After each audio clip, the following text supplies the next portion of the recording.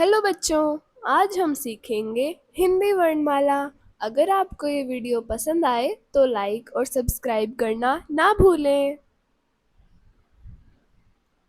क, ख, ग, घ, अड़, च, छ, ज, झ, अय, ट, ठ, ड, ढ, अण, त, थ,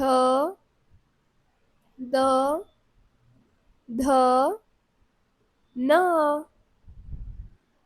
प, फ, ब, भ, म, य, र, ल, व, क्ष, श, स, ह, क्ष, त्र, ज्ञ, श्र।